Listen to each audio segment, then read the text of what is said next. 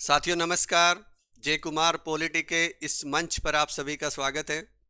साथियों, test series की चौथी श्रृंखला लेकर उपस्थित हूँ। पिछली टेस्ट सीरीज जो 3 आई है उनमें काफ़ी बच्चों के ठीक ठाक बहुत अच्छे फीडबैक आए हैं। हाँ, कुछ बच्चों की शिकायत ये है कि सर बहुत कठिन लेवल के प्रश्न हैं। देखो साथियों, जो बच्चे हमारे यहाँ से पढ़ रहे हैं, जो हमने अभी तक पढ़ाया है उसी में से सारे प्रश्न बनाए हैं और कोई भी प्रश्न बाहर का नहीं है। उन बच्चों के लगभग सारे सवाल ठीक हो रहे हैं। 7, 8, 9, 10 सवाल भी ठीक हो रहे हैं आराम से। और मैं ये कहता हूं अगर आपके 5 या 6 सवाल ठीक हो रहे हैं इन 10 में से, तो आपका लेवल वो हो चुका है कि बस आप बहुत जल्द नौकरी लगने वाले हो। आपकी तैयारी लगभग उस स्तर की हो चुकी है जिस स्तर का तैयारी के सिलेक्शन के लिए होती है। जो तैयारी, वो तैयारी आपकी हो चुकी है। तो साथियों, सभी तरह के प्रश्न, सभी लेवल के प्रश्न अभी मेरे लिए संभव नहीं है कि मैं आपको 100 प्रश्नों की टेस्ट सीरीज आपके सामने लेकर आ जाऊं। समय अभाव रहता है। समय निकालकर ये 10-10 प्रश्न बनाने शुरू किए हैं क्योंकि बिल्कुल भी समय नहीं रहता है। और बाकी 2 बातें अपने कंपटीशन में जरूर याद रखना। सबसे इम्पोर्टेंट जो चीज़ है वो रिवीजन और ऑब्जेक्टिव प्रश्नों को सोल्व करना। कई बच्चे रिवीजन नहीं करते हैं, सोल्व नहीं करते, बस पढ़ते जाते दिन रात। वो फिर आप जितनी बार भी पढ़ोगे, आप मान लो 1 साल बाद किसी चीज़ का रिवीजन कर रहे हो तो वो रिवीजन ऐसा लगेगा कि आप उसको पहली बार ही पढ़ रहे हो। तो रिवीजन समय समय पर, एक उचित समय पर, बहुत जल्दी जल्दी उनका होना चाहिए। ज़्यादा समय रिवीजन का, आगे का पढ़ना कम, रिवीजन का ज़्यादा, ताकि फिर वो रिवीजन हमारे आगे पढ़ने में भी मदद करता है। तो चलिए टेस्ट सीरीज शुरू करते हैं। इससे पहले एक छोटी सी सूचना कि टेलीग्राम चैनल हमने बनाया है जय कुमार पॉलिटी ऑफिशियल के नाम से। वहाँ आपको टेस्ट सीरीज की ये पीडीएफ मिल जाएगी। वहाँ आप इनको सोल्व कर सकते हो, डाउनलोड कर सकते हो, किसी को शेयर कर सकते हो। तो ये सारी सुविधा वहाँ पर है। और अब हम शुरू करते हैं अपने कठिन प्रश्नों की एक सीरीज। पहला प्रश्न है, निम्न में से कौन सा गलत है? तो सीधी सी बात है, इनमें से एक ऑप्शन गलत है। देखो, पहला है प्रशासनिक दृष्टि से अधीनस्थ न्यायालय उच्च न्यायालय के नियंत्रण में होते हैं। दूसरा है प्रशासनिक दृष्टि से उच्च न्यायालय सर्वोच्च न्यायालय के नियंत्रण में होते हैं। तीसरा है न्यायिक दृष्टि से, देखो यहां प्रशासनिक है, यहां न्यायिक दृष्टि से अधीनस्थ न्यायालय उच्च न्यायालय के अधीन होते हैं। और चौथा है इनमें से कोई नहीं। देखो साथियों, प्रशासनिक दृष्टि से, न्यायिक दृष्टि से अधीनस्थ न्यायालय कंप्लीट रूप से उच्च न्यायालय के नियंत्रण में होते हैं, अधीन होते हैं। दूसरी बात को बाद में लेंगे। तीसरी बात, न्यायिक दृष्टि से अधीनस्थ न्यायालय उच्च न्यायालय के अधीन होते हैं, वो पहले ही मैंने बता दिया। यहां पर लिखा है प्रशासनिक दृष्टि से उच्च न्यायालय सर्वोच्च न्यायालय के अधीन होते हैं। साथियों ध्यान रहे, उच्च न्यायालय सर्वोच्च न्यायालय के नियंत्रण में प्रशासनिक रूप से नहीं होते, न्यायिक रूप से तो नियंत्रण में होते हैं। कोई भी सुप्रीम कोर्ट का फैसला है, वो सर्वोच्च न्यायालय का फैसला अपने उसके नीचे जितने भी न्यायालय, चाहे वो हाई कोर्ट है या नीचे के अधीनस्थ न्यायालय, सब पर मान्य होता है। वो एक साक्ष्य के रूप में बन जाता है, एक प्रमाण हो जाता है कि ये सुप्रीम कोर्ट ने ये फैसला दिया है, तो उसके नीचे के सारे भी कोर्ट उसको मानते हैं। न्यायिक रूप से तो सारे सर्वोच्च न्यायालय के अधीन होते हैं, लेकिन ध्यान रखना प्रशासनिक दृष्टि से उच्च न्यायालय सर्वोच्च न्यायालय के नियंत्रण में नहीं होते हैं। यहां लिखा है नियंत्रण में होते हैं, तो आंसर हो जाएगा बी। बी ऑप्शन गलत है। चलिए नेक्स्ट, अगला प्रश्न है, निम्न में से किस अधिकार का वर्णन संविधान में नहीं है? देखो, प्रश्न को कम से कम 2 या 3 बार पढ़ो आप जब भी प्रश्न हल कर रहे हो, और विशेषकर जब एग्जाम देने जाते हो, जब तो विशेषकर, तो 2 बार 3 बार पढ़ोगे तो आपको कुछ समझ में, उसी समय समस्या समझ में आ जाती, कहाँ कंफ्यूजन हो सकता है। अब देखो यहां पर लिखा है संपत्ति का अधिकार, व्यापार और वाणिज्य की स्वतंत्रता का अधिकार, सहकारी समिति बनाने का अधिकार, गरिमापूर्ण जीवन का अधिकार। अब आपको लग रहा होगा संपत्ति का अधिकार तो हटा दिया था, तो आधे बच्चे तो संपत्ति का अधिकार ही कर देंगे। देखो पहली बात, यहां पर लिखा है अधिकार, ना कि मूल अधिकार लिखा है। यहां पर केवल और केवल अधिकार की बात हुई है, और यह पूछा है कि किस अधिकार का वर्णन संविधान में नहीं है। तो वो अधिकार मूल अधिकार भी हो सकता है, विधिक अधिकार भी हो सकता है, कोई सा भी अधिकार हो सकता है। तो अब देखो संपत्ति का अधिकार का तो वर्णन स्पष्ट रूप से संविधान में अनुच्छेद 300 के, व्यापार और वाणिज्य की स्वतंत्रता का अधिकार अनुच्छेद 301, सहकारी समिति बनाने का अधिकार अनुच्छेद 19 में आता है। भाई संगम, संघ या सहकारी समिति बनाने का अधिकार जो 97th कॉन्स्टिट्यूशनल अमेंडमेंट से जोड़ा गया है 2011। गरिमापूर्ण जीवन का अधिकार, अब ये बहुत चर्चित है और आपको लगता है कि ये संविधान में लिखा हुआ है, जबकि ध्यान रखना गरिमापूर्ण जीवन का अधिकार वैसे तो अनुच्छेद 21 के अंतर्गत आता है, लेकिन अनुच्छेद 21 में लिखा हुआ नहीं है। सुप्रीम कोर्ट ने कहा है कि गरिमापूर्ण जीवन का अधिकार, मेनका गांधी केस में, कि ये अनुच्छेद 21 में इसको माना जाए। तो संविधान में नहीं लिखा है, प्रश्न संविधान की बात है। तो अनुच्छेद 21 में ये नहीं लिखा, या ये कह सकते हैं संविधान में कहीं भी नहीं लिखा है। ये केवल सुप्रीम कोर्ट की उपज है, उनकी परिभाषा की उपज है, उनके न्यायिक फैसले का परिणाम है। तो आंसर हो जाएगा डी। अगला प्रश्न है, निम्न में से कौन सा गलत है? मौलिक कर्तव्य केवल नागरिकों के लिए है, न कि विदेशियों के लिए। मौलिक कर्तव्यों की परंपरा ज्यादातर साम्यवादी देशों के संविधान में दिखाई पड़ती है। 42वां संविधान संशोधन स्वर्ण सिंह समिति के सुझाव के आधार पर किया गया। और चौथा है, स्वर्ण सिंह समिति ने 10 मूल कर्तव्य जोड़ने का सुझाव दिया था। देखो जिसने पढ़ रखा है वो तो एक ऑप्शन से पकड़ में आ जाएगा कि उसने अगर वो चीज पढ़ रखी है तो, नहीं तो यहां भी गलती कर सकते हैं। कई बच्चे यहां अटक जाएंगे कि नागरिकों के कर्तव्य, मूल कर्तव्य पता नहीं सबके लिए है कि नागरिकों के लिए, अगर उन्होंने नहीं पढ़ रखा है तो। कुछ बच्चे ये बात बिल्कुल नहीं लगेगी उनको कि मौलिक कर्तव्यों की परंपरा ज्यादातर साम्यवादी देशों के संविधान में, भारत कोई साम्यवादी देश है, तो ये भी गलत हो सकता है।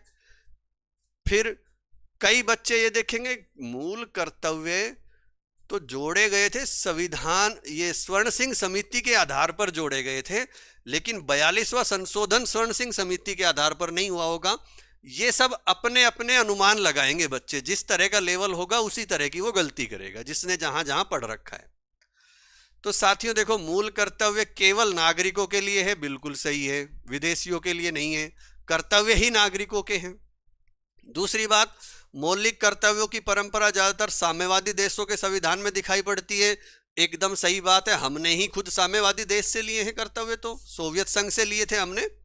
तो ये ज्यादातर देखना, ये कर्तव्य तो बहुत कम देशों में, साम्यवादी देशों में तो इनका प्रचलन रहता है क्योंकि कर्तव्य पालन पर जोर दिया जाता है। बाकी जो लोकतांत्रिक देश है और भी हैं, उनमें सब में अधिकारों पर फोकस रहता है, कर्तव्यों पर नहीं था। भारत में भी कर्तव्य नहीं थे शुरुआत में, बाद में जोड़े हैं 1976 में। और एक जापान में मिलेगा, बाकी बहुत ज्यादा देशों में कर्तव्यों की परंपरा है नहीं। हाँ, साम्यवादी देशों में मिलेंगे, ये चीन में मिलेंगे, रूस में मिलेंगे, और भी कोई देश है उनमें मिलेंगे। 42वां पूरा संशोधन, अब हमने केवल अगर शॉर्ट में पढ़ते हैं ना, जब हम डिटेल में नहीं पढ़ते तो हम केवल ये पढ़ते हैं कि मूल कर्तव्य स्वर्ण सिंह समिति के आधार पर जोड़े गए थे, जबकि वास्तविकता ये है कि इंदिरा गांधी सरकार के द्वारा स्वर्ण सिंह की अध्यक्षता में एक समिति गठित की गई थी। उन्होंने ये कहा था कि बताओ संविधान में क्या क्या संशोधन किया जाए वर्तमान में।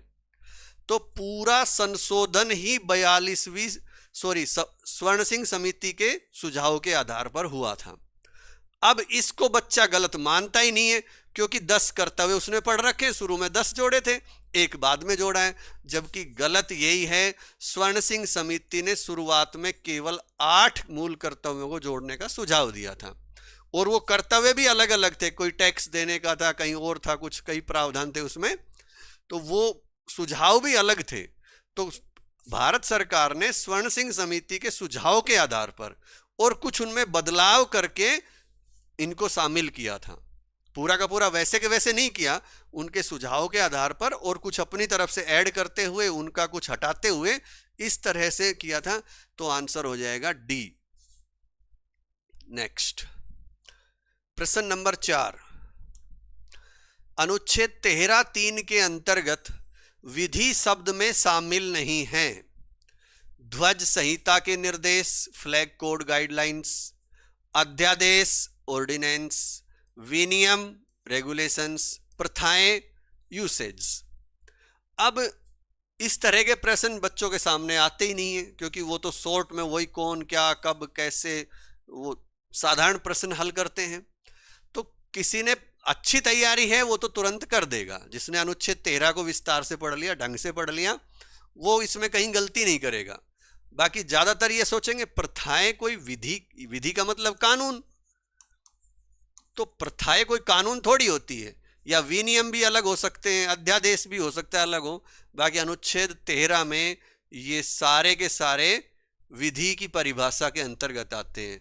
संसद के कानून, सरकार के आदेश, विधानमंडल, राज्य के, केंद्र के, और संस्थाएं हैं बहुत सारी, ये क्या नाम है उनका, अन्य संस्थाएं भी हैं और कुछ अथॉरिटीज हैं, उन सब को राज्य या उन सब को, सॉरी वो मैंने 12 की परिभाषा दे दी। विधि में अध्यादेश, विनियमन, प्रथाएं, वो सारी चीजें उन्होंने विधि में शामिल कर रखा है। और ध्वज संहिता के निर्देश विधि के अंतर्गत नहीं है, तो यहां पर आंसर हो जाएगा ए। अनुच्छेद 12 और 13 विस्तार से पढ़ना, वो जमाना चला गया कि डायरेक्ट जो अनुच्छेदों से सीधा टाइटल आता था, अब प्रश्न अंदर से आते हैं। तो अनुच्छेद 12 और 13 को विस्तार से जरूर पढ़ना। अनुच्छेद 12 में राज्य की परिभाषा दी गई, जैसे कि मैं 13 में ही बताने लग गया था उसको। तो राज्य में क्या क्या आता है, केवल राज्य में भारत नहीं आता है, राज्य में बहुत सारी चीजें आती है, और विधि में बहुत सारी चीजें हैं। और 13 को पढ़ेंगे जब ही न्यायिक पुनर्विलोकन समझ में आएगा, जब ही अनुच्छेद 368 संविधान संशोधन समझ में आएगा, तो ये जरूर पढ़ना। अगला प्रश्न है, ऐसे प्रधानमंत्री जिनकी मृत्यु पद पर रहते हुई है। ये प्रश्न बिल्कुल साधारण सा है, कोई भी हल कर देगा। कोई बच्चे गलती से, जिनकी थोड़ी सी कम तैयारी है, वो गलत कर सकता है। जवाहरलाल नेहरू, लाल बहादुर शास्त्री, इंदिरा गांधी, राजीव गांधी। अब ये तो सबको पता है कि ये चारों भाई, इंदिरा गांधी, राजीव गांधी की मौत हुई थी, लाल बहादुर शास्त्री जी वहाँ थे, तो कोई भी कंफ्यूज हो सकता है इनमें। जवाहरलाल नेहरू, लाल बहादुर शास्त्री, इंदिरा गांधी, इसमें राजीव गांधी नहीं है। तो देखो इसका आंसर आएगा बी, क्योंकि राजीव, ये जो जवाहरलाल नेहरू थे 1964 में इनकी मृत्यु हुई, 27 मई को पद पर रहते हुए। ये 10 जनवरी की रात को, 11 जनवरी हो गई थी 2 बजे, इनकी मृत्यु उज्बेकिस्तान में हुई, देश से बाहर, जब प्रधानमंत्री थे। इंदिरा गांधी 31 अक्टूबर 1984 को पद पर रहते हुए मृत्यु हुई। लोगों को इनके बारे में भी, जिन्होंने नहीं पढ़ रखा है, वो सोच सकता है कि राजीव गांधी भी होंगे, जबकि राजीव गांधी उस समय प्रधानमंत्री नहीं थे, चुनाव प्रचार चल रहे थे। 1991 के आधे चुनाव हो चुके थे, एक चरण के हो चुके थे, दूसरे चरण के प्रचार चल रहे थे। उसमें ये तमिलनाडु में प्रचार करने के लिए गए थे, तो वहां पर एक चुनावी सभा में एक आत्मघाती हमलावर, यानी एक महिला के द्वारा माला वगैरह डालते समय उस महिला ने अपने आप को उड़ा लिया, साथ में ये भी चले गए। और लिट्टे के द्वारा ये सब किया गया था, जो इन्होंने 1987 में इंडियन पीस कीपिंग फोर्स के तहत सुरक्षा परिषद की तरफ से श्रीलंका में जो सेना भेजी थी, उससे लिट्टे नाराज था, क्योंकि वहां पर लिट्टे को नुकसान पहुंचाया था भारतीय सेना ने, तो उन्होंने अपना बदला लिया था। चलो, राष्ट्रपति के वेतन से संबंधित राशि का उल्लेख मिलता है। देखो राशि शब्द यहां पर ध्यान देना, मैं फिर कहता हूं, प्रश्न 2-3 बार पढ़ो। राष्ट्रपति के वेतन से संबंधित राशि का उल्लेख मिलता है। अब ज्यादातर बच्चों ने ये रट रखा है कि अनुच्छेद 59 में राष्ट्रपति के वेतन का प्रावधान है, तो जबकि अनुच्छेद 59 है, दूसरी अनुसूची है, राष्ट्रपति उपलब्धि और पेंशन अधिनियम है, अनुच्छेद 58 है।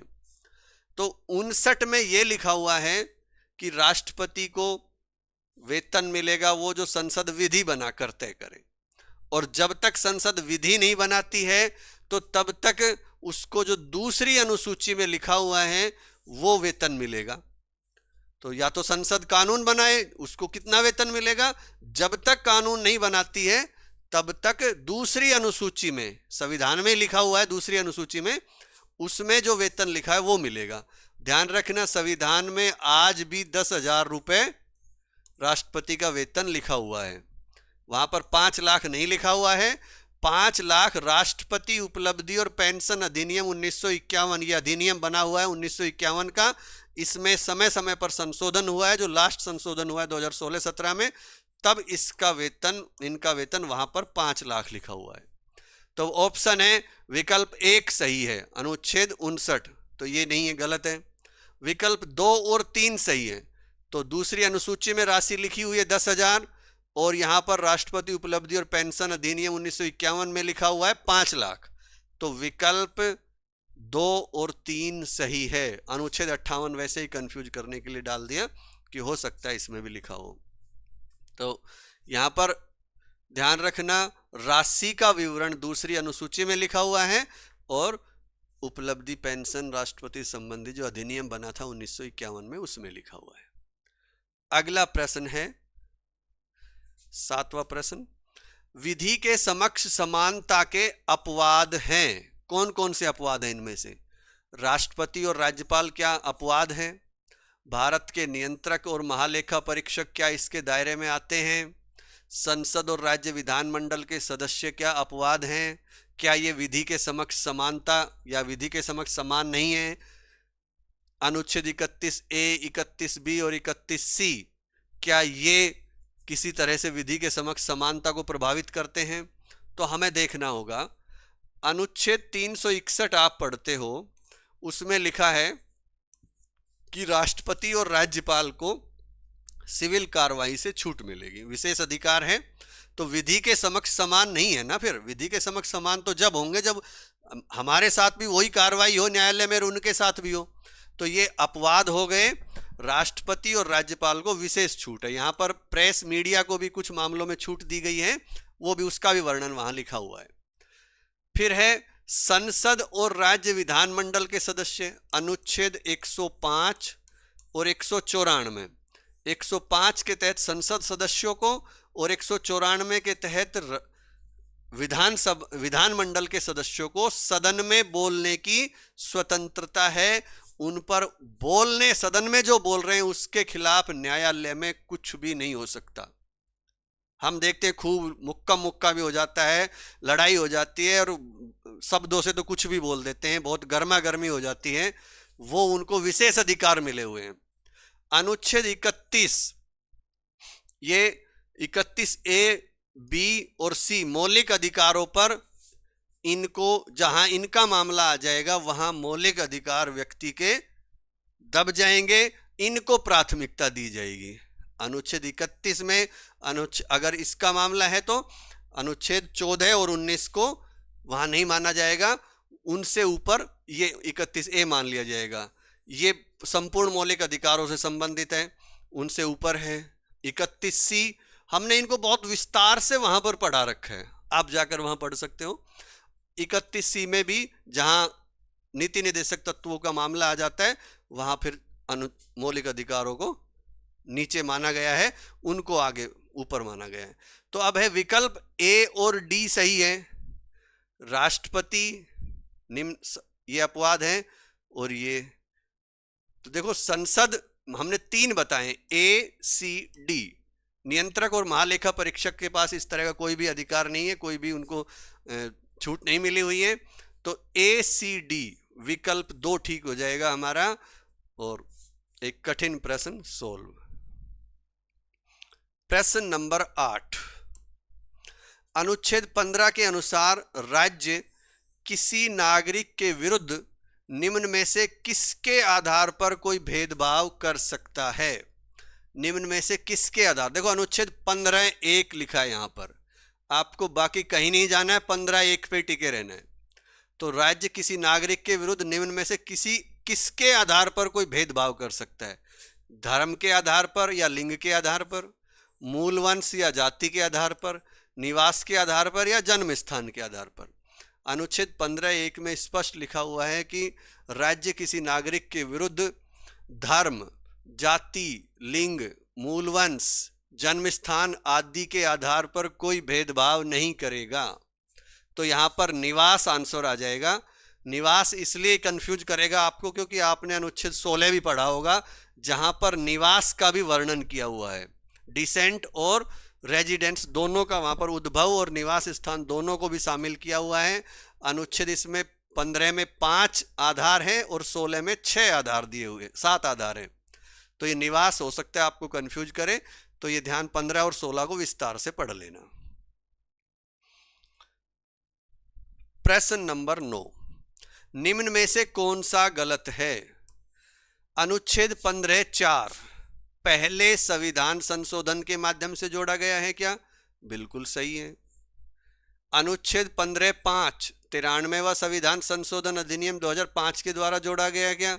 ये भी बिल्कुल सही है। अनुच्छेद 15(6) 96वें संविधान संशोधन अधिनियम 2011 के द्वारा जोड़ा गया है, ये गलत है। क्योंकि और एक ये है अनुच्छेद 16(6) 103वें संविधान संशोधन अधिनियम 2019 के द्वारा जोड़ा गया है, ये भी सही है। ये जो 15(5) है ये भी इस 103वें संविधान संशोधन अधिनियम 2019 के द्वारा ही जोड़ा गया है, इसलिए आंसर हो जाएगा सी। 10वां प्रश्न,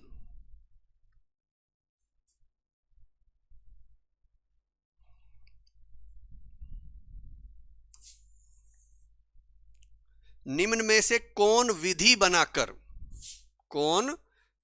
बनाकर सरकारी नौकरी में किसी राज्य में निवास संबंधी शर्तें लागू कर सकती है या कर सकता है? राज्यपाल की पूर्व अनुमति से संबंधित राज्य का विधानमंडल, संसद, राष्ट्रपति, संबंधित राज्य का राज्यपाल। कई बच्चों में एक प्रवृत्ति है, देखो वैसे वो किसी हद तक वो प्रवृत्ति ठीक भी रहती है, लेकिन एग्जामिनर आपको किसी भी तरह से पागल बना सकते हैं। कई बच्चे ये सोचते हैं जो सबसे लंबा आंसर है ना वो लगभग ठीक निकलता है। तो देखो वो एक अलग है, उसमें किसी चीज को परिभाषित कर रखा हो, पॉजिटिविटी हो, तो आप उस पर रिस्क ले सकते हो। यहां पर सीधे सीधे तथ्य हैं, तो यहां पर ध्यान रखना, राज्यपाल की पूर्व अनुमति से संबंधित राज्य का विधानमंडल ऐसा नहीं कर सकता। किसी भी मामले में मतलब सरकारी नौकरी में निवास संबंधी शर्तें लागू करने का मतलब समझते हो कि ऐसा नियम बना दे कि केवल उस राज्य में उसी राज्य के लोग लगेंगे, बाकी लग ही नहीं सकते। जिसकी आप तैयारी कर रहे हो, क्या राजस्थान सरकार ऐसा कर सकती है कि केवल आप जो जिस सेकंड ग्रेड की नौकरी कर रहे हो उसमें ऐसा प्रावधान क्या राजस्थान सरकार कर सकती है? केवल राजस्थान के लोग ही लगेंगे। साथियों ध्यान रखना, कोई भी राज्य सरकार ऐसा नहीं कर सकती। अगर ऐसा होता तो अब तक सारी सरकारें ऐसा कर चुकी होती। कई बच्चों को एक कन्फ्यूजन है कि फला राज्य में तो केवल बाहर के राज्यों को इतना परसेंट ही दिया है, वहां पर 5% सीट है। ऐसा कुछ नहीं है, सब राज्य में सबके लिए भर्तियां खुली है। केवल एक आंध्र प्रदेश राज्य है जिसको संसद ने विशेष छूट दे रखी, बाकी कहीं पर भी ऐसा कोई प्रावधान नहीं है। तो संसद इसका आंसर आएगा। संसद को यह अधिकार है कि वो विधि बनाकर सरकारी नौकरी के मामले में किसी राज्य में निवास संबंधी शर्तें लागू कर सकती है कि वो उसी राज्य का निवासी होना चाहिए। संसद, ध्यान रखना, ये अधिकार केवल संसद को है, राज्यों को देते तो अब तक सारे राज्य कर चुके होते, ऐसा ध्यान रखना। तो ये हमारे 10 प्रश्नों की एक सीरीज। कैसा लगा कमेंट बॉक्स में जरूर बताया करो, जिससे हमें भी मोटिवेशन मिलता है कि क्या ठीक ठाक स्तर है, ज़्यादा कठिन स्तर है, और क्या आपके 5 या 6 सवाल ठीक हुए हैं कि नहीं। ये भी बताना कि आपके कितने सवाल सही हुए कमेंट बॉक्स में, कि सर मेरे 5 सवाल ठीक हुए, 6 सवाल ठीक हुए, 4 हुए हैं, 2 हुए हैं, 10 हो गए। सारी चीज़ें आप लिख सकते हो। बहुत बहुत शुभकामनाएं। वैकेंसी आ चुकी है लगभग सारी इस तैयारियों की। एक चीज़ ध्यान रखना, मैं बार बार कहता हूं कि अब वैकेंसियां कम है तो कई बच्चे टारगेट बदल रहे हैं अपना। टारगेट मत बदलो, ज़्यादातर लोग टारगेट बदल लेते हैं और कंपटीशन ही खत्म हो जाता है, बहुत आसानी से सिलेक्शन हो जाता है लोगों का। जो टारगेट है उसको बनाए रखो, सीटें आज कम हैं, बढ़ सकती है, कल और वैकेंसी आ जाएगी। लेकिन जो जो आपकी ताकत है उसी में आप लगे रहो, अपना रास्ता मत बदलो।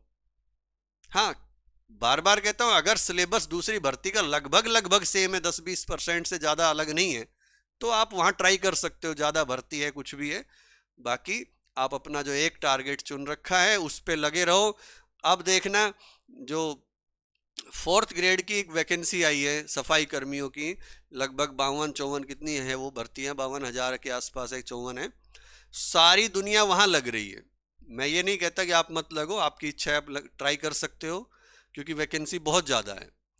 लेकिन इस कारण से एक ये लॉस जरूर रहेगा कि जो हमारा, अब मान लो हम 2nd ग्रेड की तैयारी कर रहे हैं तो पूरी भीड़ एक तरफ चली गई, और वो लोग वापस जब यहां आएंगे तो वो बहुत पीछे रहेंगे। जो यहां रुका हुआ है वो उनसे बहुत आगे निकल जाएगा, क्योंकि वो तो अब दूसरी तरफ चले गए हैं। और उसमें भी होना क्या है, सभी पढ़े लिखे लोग, बहुत जो अच्छी तैयारी वाले लगने वही हैं, फिर बाद में छोड़ छोड़ के फिर दोबारा से तैयारी करनी है। तो छोड़ने की नौबत क्यों आए, आप पहले से इसी में लगे रहो, आपका यहीं पे सिलेक्शन हो जाएगा। बाकी जैसी आपकी इच्छा। धन्यवाद।